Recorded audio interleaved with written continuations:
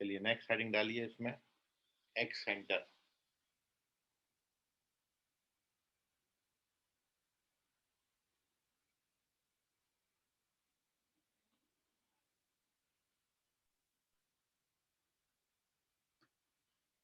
तो x centre जो है वो इन सेंटर का ही भाई है। बस डेफिनेशन में थोड़ा सा चेंज ये है कि x centre is point of intersection of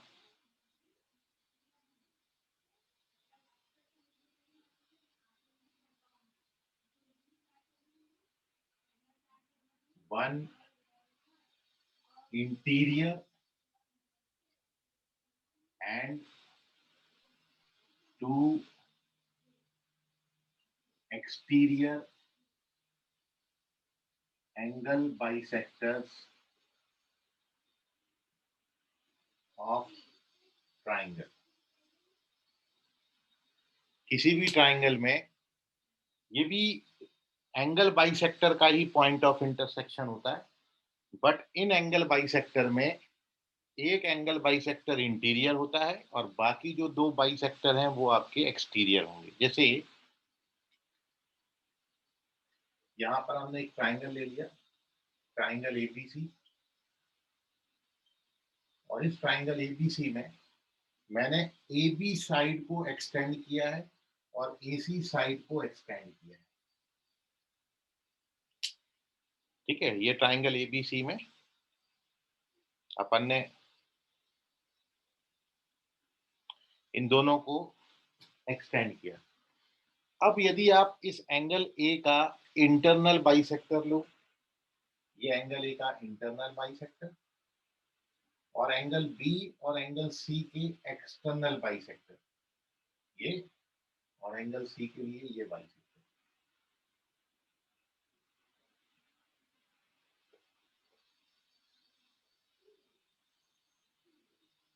तो ये तीनों बाइसेक्टर जहां पर आके मिलेंगे वो बनेगा आपका एक्स सेंटर। तो एंगल ए का इंटरनल और एंगल बी और सी का एक्सटर्नल बाइसेक्टर जहां पर मिलेगा वो आपका बनेगा एक्स सेंटर। तो ऐसे किसी ट्राइंगल के लिए टोटल 3 एक्स सेंटर होंगे जिनको हम I1, I2, I3 से डिनोट करेंगे। एंगल ए के अपोजिट बनेगा तो I1, एंगल बी के अपोजिट बनेगा तो I2 इधर बनेगा, और एंगल सी के अपोजिट बनाओगे तो I3 एंगल सी के अपोजिट बनेगा। तो 3 एक्स सेंटर होंगे, तीनों एंगल के अपोजिट होंगे। तो किसी भी ट्राइंगल में there are 3 x centres.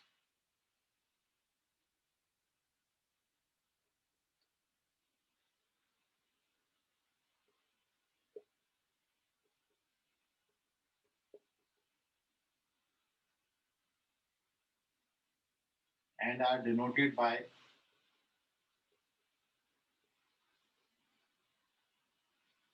I1, I2 and I3। I1, I2, I3 से डिनोट करेंगे। अब बात आती है इसके कोऑर्डिनेट की, कि कोऑर्डिनेट के लिए फॉर्मूला क्या होगा। चूंकि आप कोऑर्डिनेट ज्योमेट्री पढ़ रहे हो तो आपको यहाँ एक सेंटर का कोऑर्डिनेट पूछा जाएगा। So if a x1 y1, b x2 y2 and c x3 y3 are coordinate of vertices of triangle ABC, then तो अब देखिए इनके फॉर्मूले याद रखना बड़ा इजी है। I1 के लिए जो फॉर्मूला होता है पहला एक सेंटर, उसके लिए फॉर्मूला होगा -ax1 plus bx2 plus cx3 upon -a plus b plus c, और ऐसे ही y कोऑर्डिनेट होगा -ay1 plus by2 plus cy3 upon -a plus b plus c। ऐसे ही जो I2 होगा एंगल बी के अपोजिट, उसके लिए कोऑर्डिनेट क्या होगा ax1 minus b x two plus c x three upon a minus b plus c, और a y one minus b y two plus c y three upon a minus b plus c. And I3 के लिए coordinate होगा ax1 bx2 minus c x three upon a plus b minus c, और ay1 plus by2 minus c y three upon a plus b minus c. मतलब बिल्कुल इन centre का formula है, but in दोनों में फर्क ये है कि इन सेंटर में सारे ही पॉजिटिव होते हैं, और एक्स सेंटर में आपको क्वेश्चन में क्लियरली बोला जाएगा find the coordinate of excentre opposite to angle A, या अपोजिट टू एंगल बी, या अपोजिट टू एंगल सी। जिसके अपोजिट बोला जाए वो वाला साइन बस नेगेटिव ले लेना। जैसे एंगल ए के अपोजिट वाला इन सेंटर पूछा है तो हमने ए को नेगेटिव लिया है, बी के अपोजिट पूछा है तो मैंने बी नेगेटिव लिया है, और सी के अपोजिट एक्स सेंटर का कोऑर्डिनेट पूछा है तो अपन ने सी को नेगेटिव लिया है। तो बिल्कुल इन सेंटर जैसा आप इसको याद रख सकते हो। Now take the screenshot of this. This is our third point excentre. तीसरा स्पेशल पॉइंट अब यहाँ पे खत्म होता है, एक्स सेंटर।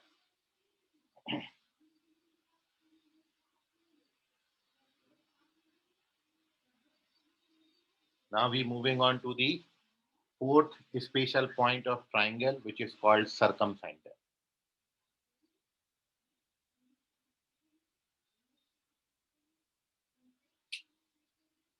तो नेक्स्ट हेडिंग डालेंगे circumcenter.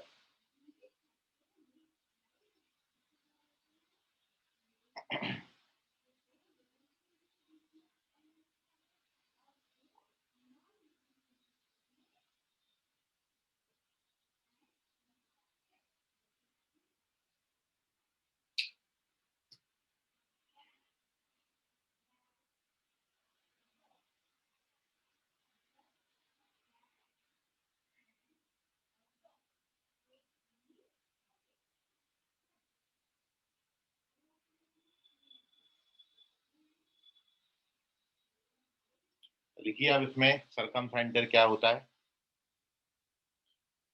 तो डेफिनेशन इसकी ये है, सर्कमसेंटर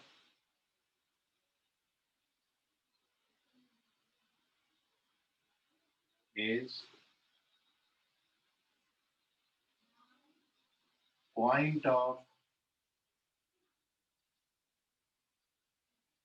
intersection of all perpendicular bisectors of sides,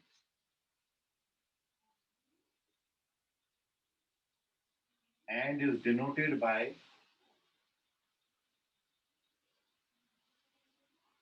capital O। Circumcentre जो है वो तीनों साइड्स के परपेंडिकुलर बाइसेक्टर जहां पर आके मिलेंगे वो बनेगा आपका सर्कमसेंटर। मतलब मैं ये कोई ट्राइंगल ले लूं, ट्राइंगल ए बी सी,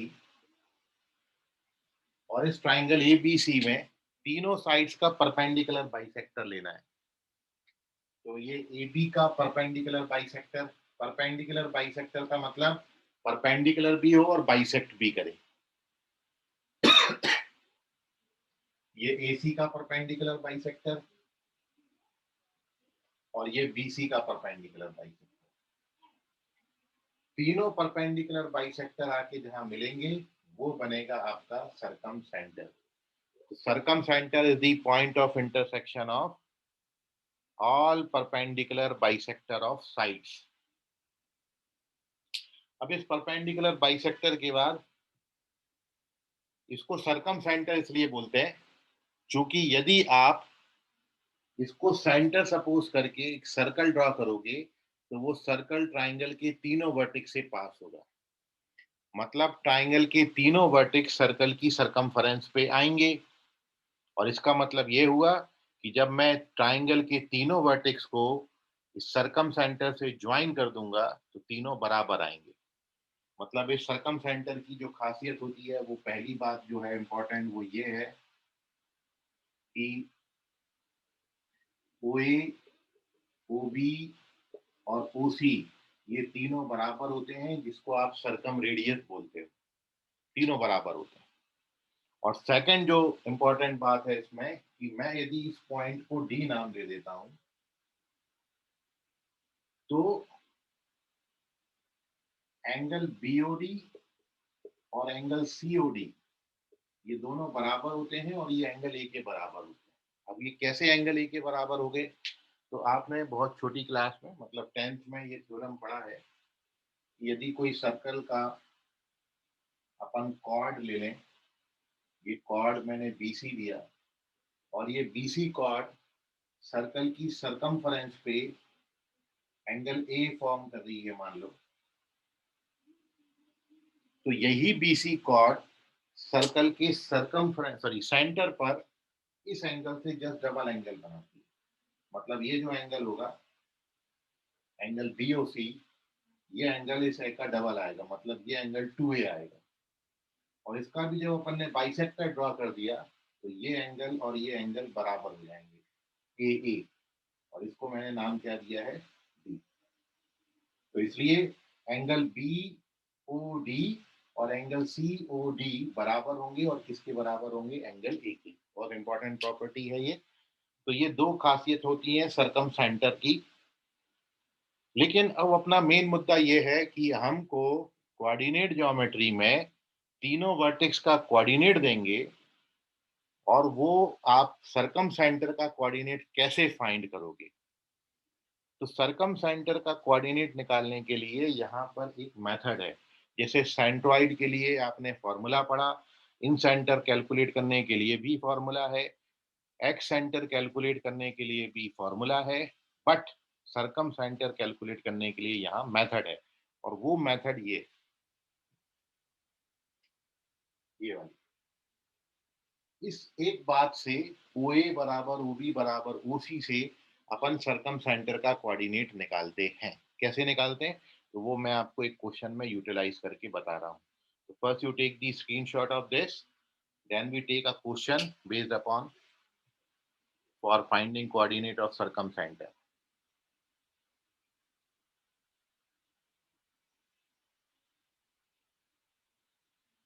इसका स्क्रीनशॉट ले लीजिए, फिर अपन एक क्वेश्चन कर रहे हैं सरकम सेंटर फाइंड करने पर। तो moving on to the third page,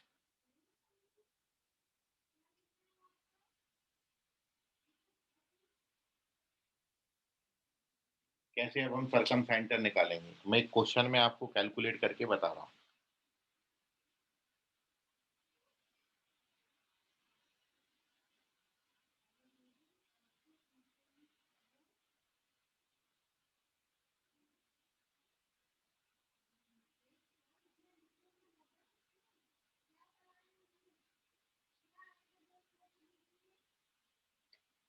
देखिए क्वेश्चन ये है कि इफ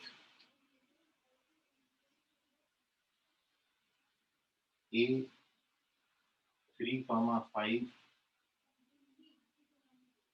बी 3,7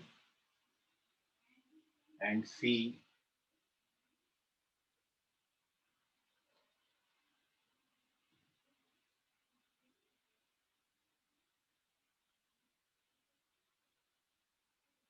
6,6 are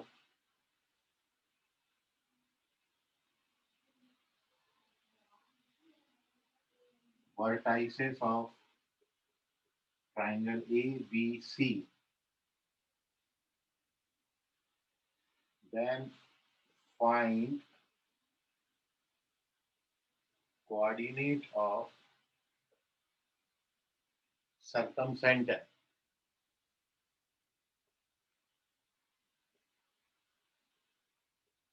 सरकमसेंटर का कोऑर्डिनेट निकालना है आपको। ए बी सी के कोऑर्डिनेट दिए हैं, सरकमसेंटर का कोऑर्डिनेट फाइंड आउट करना है।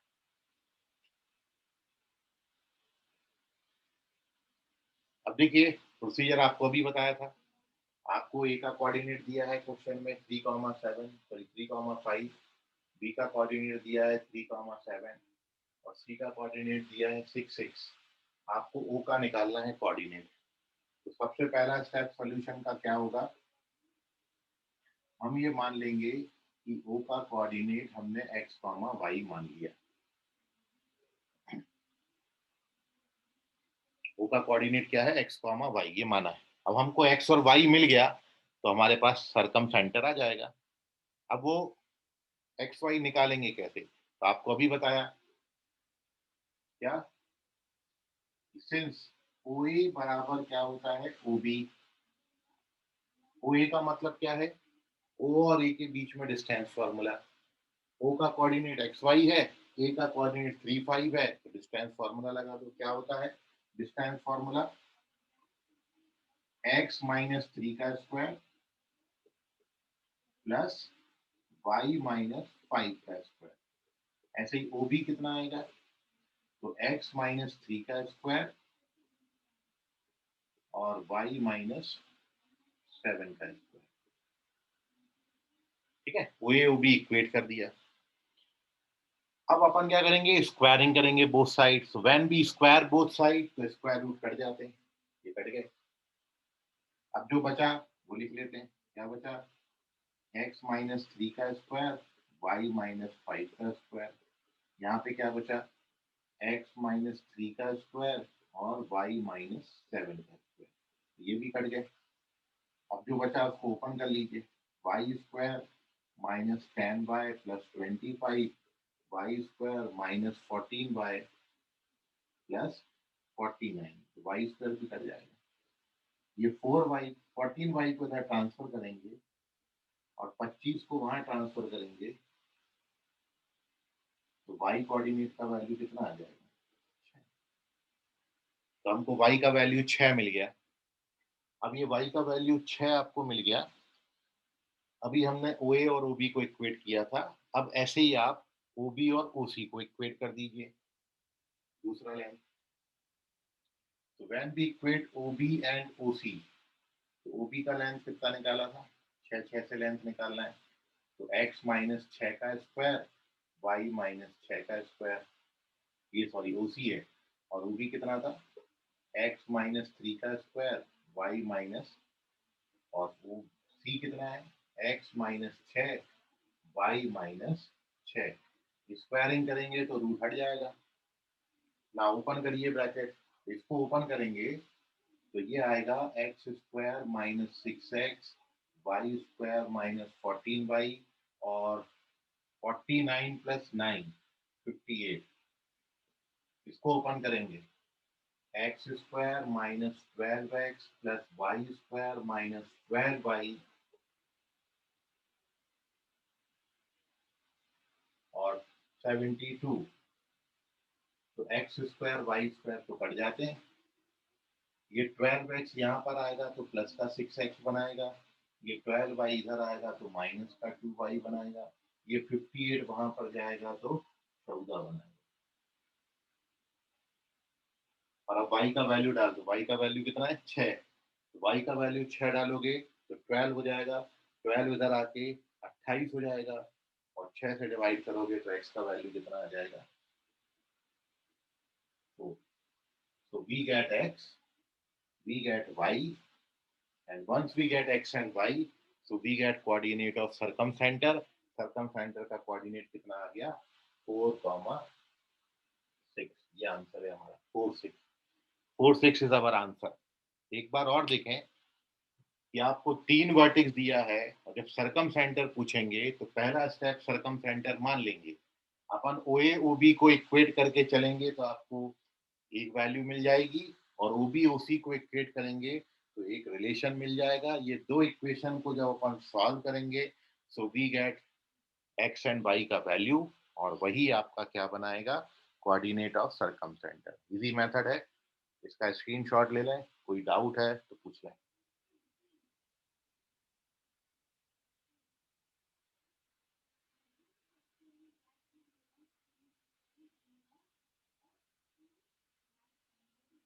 तो इस तरीके से we get coordinate of circumcentre of any triangle. Method है, याद रखें, सरकम सेंटर निकालने का केवल मेथड है, मेथड के अलावा और कुछ नहीं है। मेथड से ही सरकम सेंटर निकाला जाता है।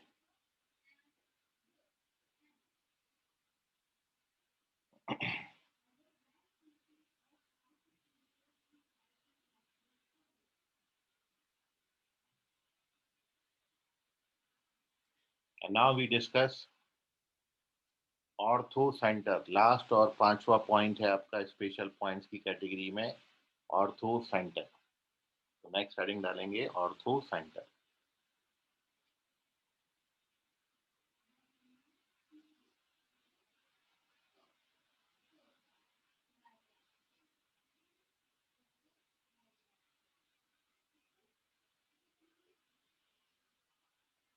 ऑर्थो सेंटर को एच से डिनोट करते हैं।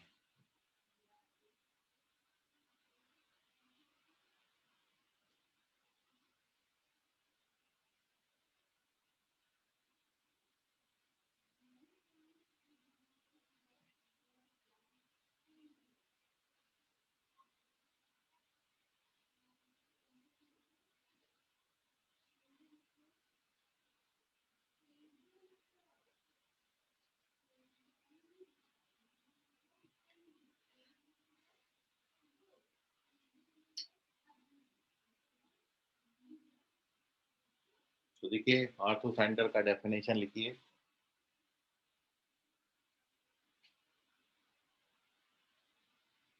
Ortho centre is point of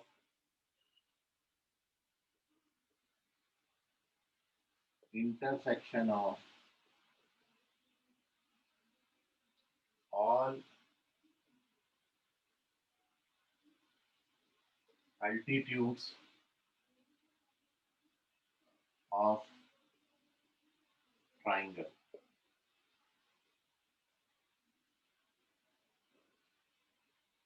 and is denoted by capital H। Ortho centre को कैपिटल एच से डिनोट करेंगे और ये तीनों एल्टीट्यूड्स का पॉइंट ऑफ इंटरसेक्शन होता है। एल्टीट्यूड क्या होते हैं? यदि हम कोई ट्राइंगल ले लें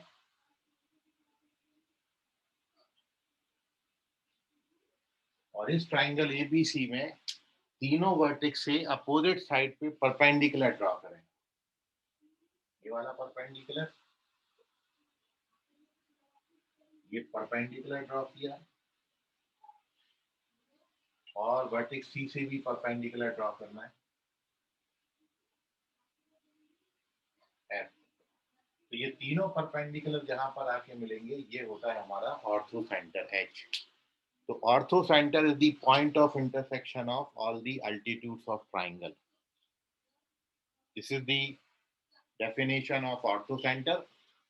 अब जैसा सरकम सेंटर में मेथड था सरकम सेंटर निकालने का, वैसा ही ऑर्थो सेंटर में मेथड है ऑर्थो सेंटर निकालने का। और मेथड केवल ये कहती है कि आपको यदि किसी भी तरीके से कोई भी दो एल्टीट्यूड्स के इक्वेशन मिल जाए, तीन में से कोई दो एल्टीट्यूड की इक्वेशन मिल जाती हैं, तो आप उन दोनों एल्टीट्यूड की इक्वेशन को सॉल्व करोगे तो you get coordinate of orthocentre. मतलब मेरा मुद्दा जो है कि how we find any two equations, कोई भी दो एल्टीट्यूड की इक्वेशन हमको मिल जाए उनको हम साइमल्टेनियसली सॉल्व कर देंगे and we get coordinate of orthocentre. ठीक है। सो वो अल्टीट्यूड आप कैसे निकालते हैं, तो कुछ जानकारी हैं, कुछ नोटेबल बात है यहाँ पर, वो आप यहाँ पर आप समझिए। पहली जो बात है वो ये है ऑर्थो सेंटर में कि चूंकि जो एडी है वो बीसी पे परपेंडिकुलर है, देयरफॉर स्लोप ऑफ एडी और स्लोप ऑफ बीसी का प्रोडक्ट -1 आएगा। अब ये स्लोप क्या होता है, तो मैं आपको स्लोप बता रहा हूं। तो स्लोप तो आप जानते हो यहाँ पर मैं आपको स्लोप से रिलेटेड डिस्कशन कर रहा हूँ। और इस स्लोप में पहली बात यह है कि यदि कोई लाइन आपको दिया है, ये अपना कोऑर्डिनेट एक्सिस है, और इस कोऑर्डिनेट एक्सिस पे कोई लाइन यदि थीटा एंगल बना रही है एक्स एक्सिस से, ये लाइन है, और ये लाइन ने यदि एक्स एक्सिस से थीटा एंगल बनाया है, तो इस एंगल थीटा का जो टेंजेंट होता है, मतलब टेन थीटा होता है, इसको आप बोलते हैं स्लोप, और एम से डिनोट करते हैं। तो जो ऊपर आपने लिखा है स्लोप का मल्टीप्लीकेशन -1 होगा, तो स्लोप का मतलब क्या होता है कि वो लाइन एक्स एक्सिस से जो एंगल बनाएगी, उस एंगल का जो टेंजेंट है वो कहलाता है स्लोप। अब देखिए, स्लोप निकालने के दो तरीके होते हैं। या तो आपको ये एंगल दिया जाएगा क्वेश्चन में, वो एंगल दिया है तो आप उसका टेन ले लो, we get the slope. Otherwise कहीं कहीं जगहों पर आपको लाइन का एंगल ना देते हुए इस लाइन पर दो पॉइंट दे देते हैं, ए x1 y1 और बी x2 y2। ये दो पॉइंट दे दिए लाइन पर, एंगल नहीं दिया। एंगल दिया होता तो मैं टेन ले लेता तो स्लोप आ जाता। तो दो तरीके से स्लोप निकाला जाता है, यदि एंगल दिया हो तो टेन ले लो, और एंगल नहीं दिया हो, दो पॉइंट दिए हो, तो स्लोप निकालने का ये फॉर्मूला होता है। तब इस केस में स्लोप के लिए फॉर्मूला आप कौन सा यूज करेंगे, y2 minus y1 upon x2 minus x1। ये है स्लोप का फॉर्मूला। मतलब दोनों पॉइंट के y कोऑर्डिनेट सबट्रैक्ट करना, दोनों पॉइंट के x कोऑर्डिनेट सबट्रैक्ट करके रेशियो निकालना। और ये दोनों बातें अलग नहीं लिखी हुई हैं, बस हमको यहाँ एंगल नहीं दिया था। तो आप ये समझिए कि ये कैसे इसके बराबर होता है, दोनों बातें बराबर कैसे हैं। तो मैं यदि यहाँ से एक परपेंडिकुलर ड्रॉ कर दूं और यहाँ से एक परपेंडिकुलर ड्रॉ कर दूं, तो ये हमारा एक राइट एंगल ट्राइंगल बन जाएगा एम पे। ये आपने डिस्टेंस फॉर्मूला में सबसे पहले लेक्चर में भी समझा था। तो ये जो लेंथ आती है, ये लेंथ आती है x2 माइनस x1, और ये जो लेंथ आती है, ये लेंथ आती है y2 माइनस y1। ये आपने डिस्टेंस फॉर्मूला के वक्त लिखा था। अब मैं यदि ये एंगल मान लेता हूँ थीटा, तो ये एंगल भी हो जाएगा थीटा। तो इस right angle triangle A M B में आप इस एंगल टेन लो, इसका टेन थीटा। तो आप जानते हो टेन थीटा क्या होता है, अपोजिट अपॉन एडजेसेंट। ये तो यही आएगा। तो दोनों बातें बराबर ही हैं, बट ये डिपेंड करेगा कि आपने कौन सा फॉर्मूला कब यूज करना है। When be given the angle, जब आपको एंगल दिया होगा तो अपन टेन लेके स्लोप निकाल लेंगे, और एंगल नहीं दिया होगा तो फिर दो पॉइंट दिए होंगे, इस तरीके से यूज करके वी गेट दी स्लोप। तो ये जो ऊपर आपने वर्ड लिखा है कि यदि दो लाइन एक दूसरे पे परपेंडिकुलर हैं तो उनके स्लोप का मल्टीप्लीकेशन -1 होता है। तो इसमें जो स्लोप वर्ड आया था वो मैंने आपको यहाँ डिस्क्राइब किया। तो ये पहली प्रॉपर्टी है इसकी, इसका स्क्रीनशॉट लो।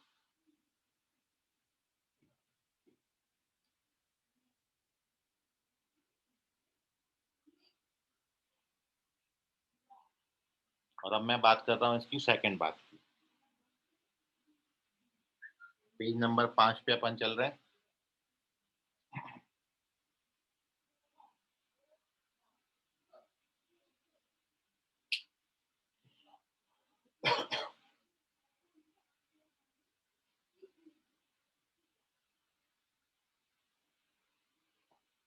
तो आप नोट लिख रहे थे, नोट में पहला नोट आपने ये लिखा, दूसरा नोट ये है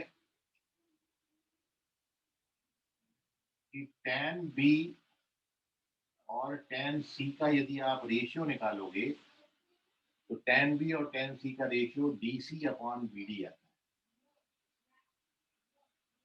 DC अपॉन BD, वो तो आप बड़े इजीली वेरीफाई कर सकते हो, क्योंकि आप देख रहे हो ये जो राइट एंगल ट्राइंगल ADB है, इस ADB में यदि आप इस एंगल B का tan ले लोगे, रीजन क्या है इसका, सिंस tan B का वैल्यू कितना आता है जी, tan B opposite upon adjacent, तो AD अपॉन BD आएगा, AD अपॉन BD। और यदि आप इस एंगल सी का एडीसी में एंगल सी का टेन लोगे, टेन सी, तो टेन सी क्या आएगा, एडी अपॉन डीसी आएगा। तो जब आप टेन बी को टेन सी से डिवाइड करोगे तो you get this result. Easily verify हो जाता है ये दूसरा रिजल्ट है। पहला था क्या, स्लोप का मल्टीप्लीकेशन -1 होगा, और दूसरा रिजल्ट ये है कि टेन बी और टेन सी का रेशियो DC/BD होता है। अब मैं इसमें आपको एक बात और बताऊंगा, उससे we are capable to find coordinate of orthocentre, उससे अपन ऑर्थो सेंटर निकाल पाएंगे। तीसरी और लास्ट बात अब मैं आपको बता रहा हूँ जो कि इंपॉर्टेंट है, तो वो आप देखिए।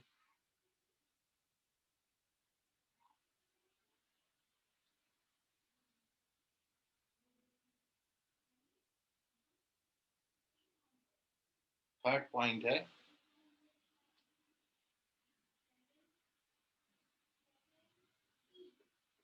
इक्वेशन ऑफ लाइन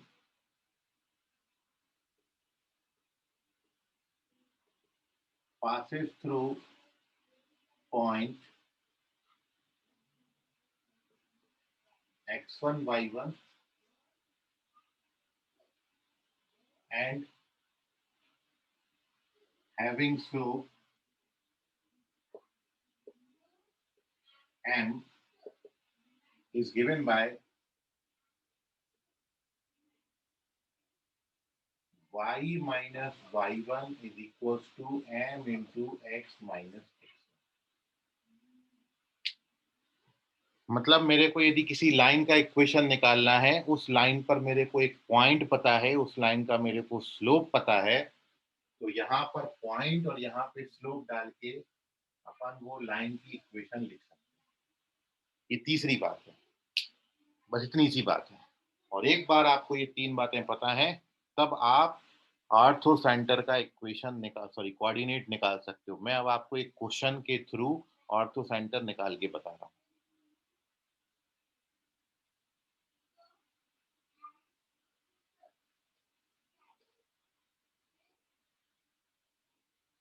मतलब आपने जितनी बातें लिखी हैं उनका यूटिलाइजेशन अब मैं आपको एक क्वेश्चन में बता रहा हूँ। क्वेश्चन ये है कि if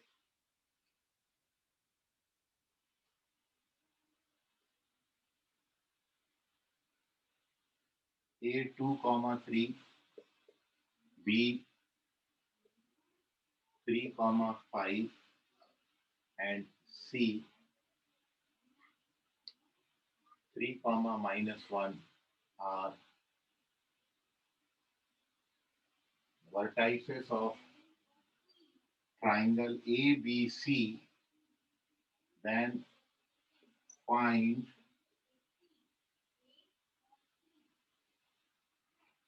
coordinate of orthocenter of triangle। तो वो ट्राइंगल एबीसी का ऑर्थो सेंटर का कोऑर्डिनेट आप फाइंड करो, ये क्वेश्चन है हमारा। तो देखिए कैसे करेंगे। सबसे पहले तो अपन ये डायग्राम प्लॉट कर लेते हैं। मेरे को ए का कोऑर्डिनेट कितना दिया है, ए दिया है मेरे को 2, 3, बी का कोऑर्डिनेट दिया है 3, 5 और सी का कोऑर्डिनेट मेरे को दिया है 3, -1। ये कोऑर्डिनेट्स है। अब मेरे को इसका ऑर्थो सेंटर बताना है। ऑर्थो सेंटर अल्टीट्यूड का पॉइंट ऑफ इंटरसेक्शन होता है, और आपको यही बताया था कि आपको तीन में से दो एल्टीट्यूड मिल जाए तो आप उनको सॉल्व करके ऑर्थो सेंटर निकाल सकते हो। तो मैं अब आपको अल्टीट्यूड की इक्वेशन कैसी बनानी है वो सिखा रहा हूँ। देखिए आप सबसे पहले अपन यहाँ पर BC का स्लोप निकालते हैं। First we write slope of BC।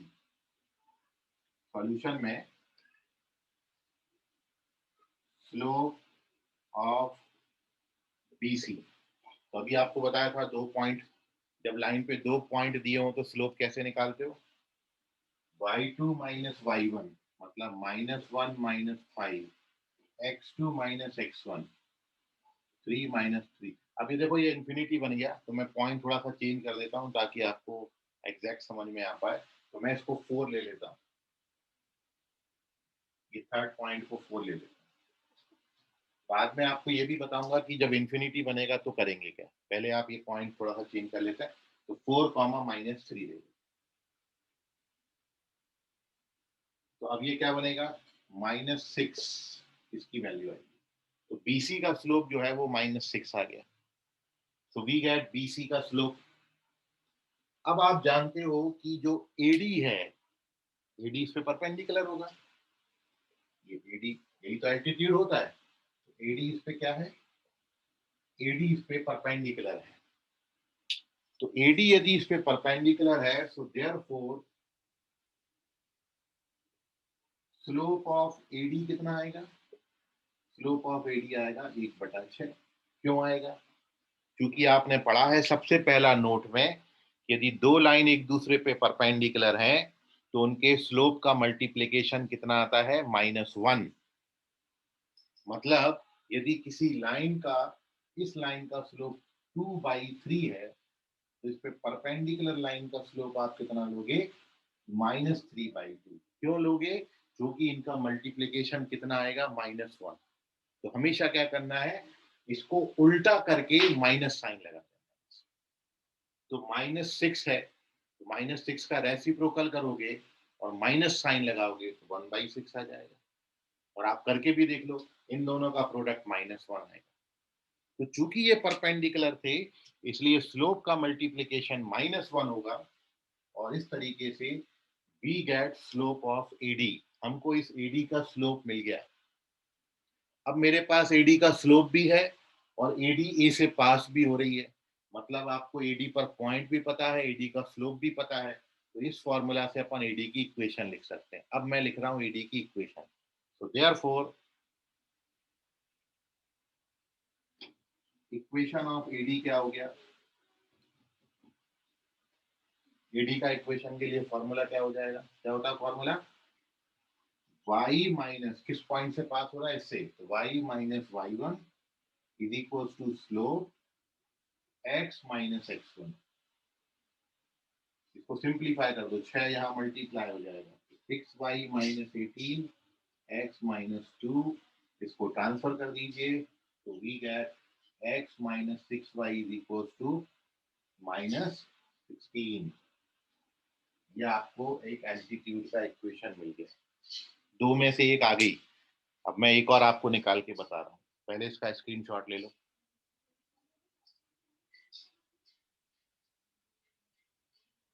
First you take the screenshot of this.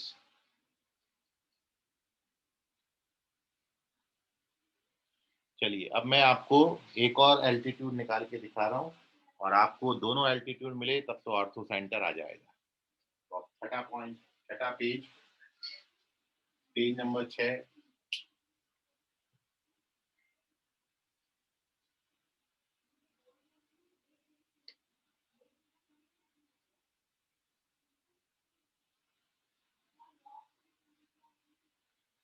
तो अपन इसमें क्या कर रहे हैं, अपन इसमें बीई, ये वाला एल्टीट्यूड निकाल रहे हैं, बीई।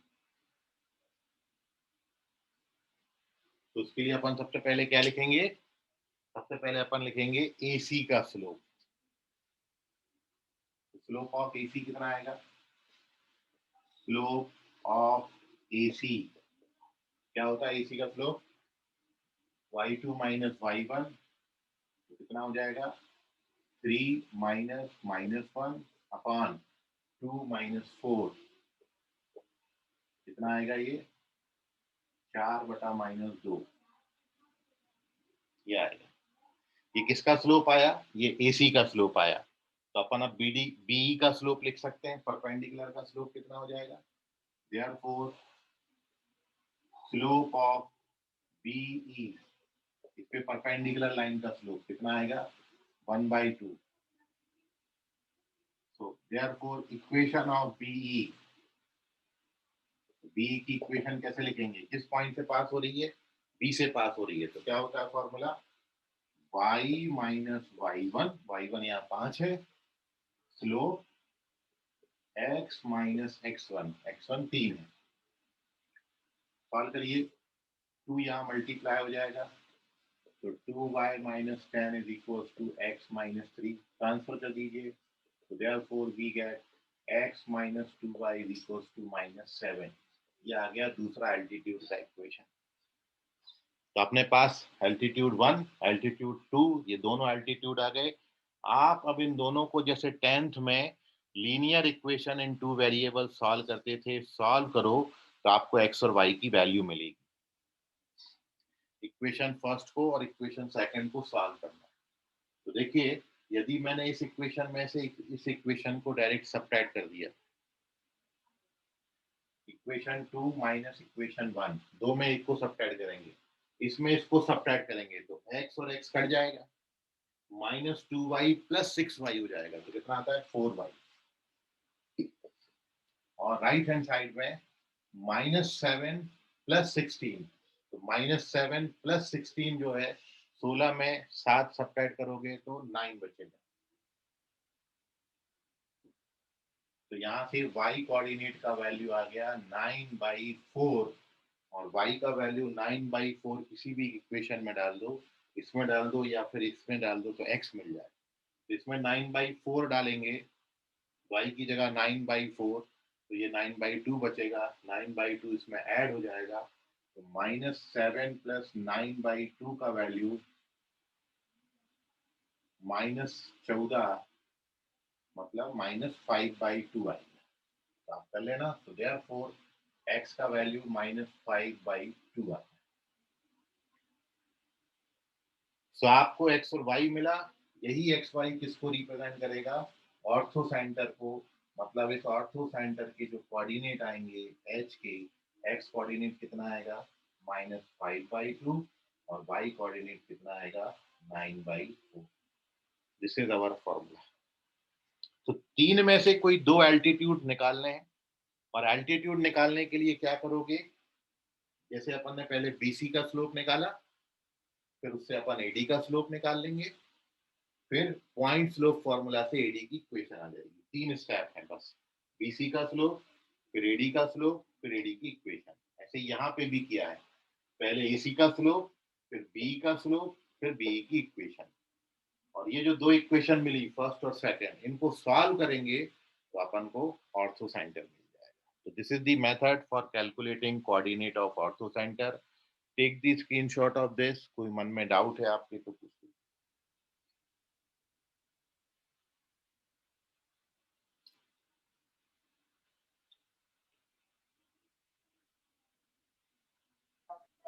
सर इसी तरीके से हम लोग जो बाकी पॉइंट्स के बीच में जो डिस्टेंस है वो भी निकाल सकते हैं ना, फॉर्मूला उसके लिए। पहले पॉइंट निकाल लो, फिर डिस्टेंस फॉर्मूला से डिस्टेंस निकाल सकते हैं। Yes sir. मैं अभी इसमें आपको कुछ और नोट लिखाऊंगा जो कि इन बातों को थोड़ा सा और आपको आसान कर देंगे, ठीक है। तो फिलहाल तो आप ये पांचों पॉइंट को रिवाइज करिए, और इन पे कुछ बहुत इंपॉर्टेंट नोट्स हैं और कुछ क्वेश्चन है, अपन ओवरऑल सब पे क्वेश्चन करेंगे, तो इसको अपन अगली क्लास में लेंगे, ठीक है। फिलहाल इसका आप स्क्रीनशॉट ले लें, इतना आप रिवाइज कर लें, और अगली क्लास में अपन इस पर बेस्ड कुछ प्रॉपर्टीज लिखेंगे चारों पांचों पॉइंट पे। मतलब एक बार मैं इसको अगली क्लास में रिवाइज भी करूंगा, इस पे प्रॉपर्टीज भी लिखाएंगे अपन, इस पे क्वेश्चन भी करेंगे, ठीक है। तो take the screenshot of this. आज के लिए फिलहाल इतना, बाकी करेंगे अगली क्लास में। धन्यवाद, गुड नाइट, बाय, शब्बा खैर, शुभ रात्रि। सर सर ये वीडियो भेज देना जल्दी। हाँ, चलिए bye thank you everyone. Sir. Okay बेटा, bye sir. Thank you sir, bye sir. Bye everyone.